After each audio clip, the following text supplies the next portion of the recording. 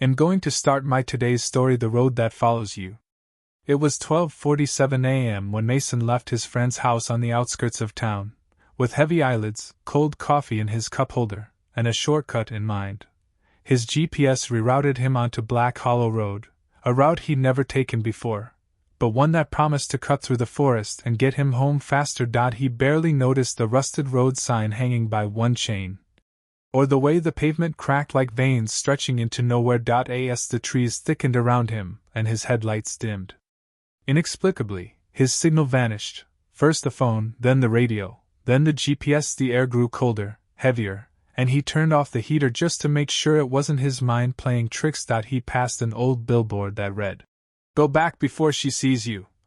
Its paint faded and smeared like something had clawed it. A few minutes later, he saw the same billboard again.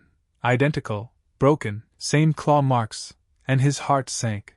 The shortcut was looping. He shook his head, blaming fatigue, but his knuckles whitened on the steering wheel when he looked out and saw something running alongside his car in the trees. No face, no feet touching the ground, just a shape, flickering between the trees, keeping pace, smiling. He floored the gas, but the speedometer wouldn't go past 35, no matter how hard he pressed.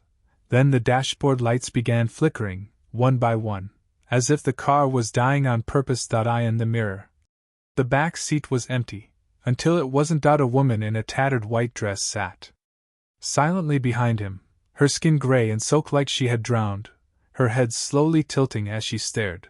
When he turned around, she was gone, but her voice echoed in the car. "You're not lost, you're chosen." The road seemed to stretch endlessly, but every turn led back to itself, like driving through a spiral that tightened the longer he stayed. Suddenly, a deafening scream ripped through his radio, a sound that didn't belong to any human throat. Then silence. In that silence, he heard the sound of breathing, not his own, shallow, wet, behind his ear. He slammed on the brakes and jumped out, running into the forest, branches whipping his face. But every time he thought he'd escaped, the road was in front of him again. The woman was now standing in the middle of the road, staring at him with bleeding feet, her mouth twitching with every step he took. He begged, cried, screamed, but the only reply was the echo of tires on gravel. His car was driving itself. The headlights circled back toward him, slow and steady, like a predator giving him time to realize it was too late. He climbed into the back seat out of desperation. The only place the woman hadn't yet appeared, but this time, she was already there. She whispered something unintelligible, and when he looked in the rearview mirror, his reflection was gone. The last thing Mason saw was the road ahead splitting open like a mouth, and the car drove straight into it.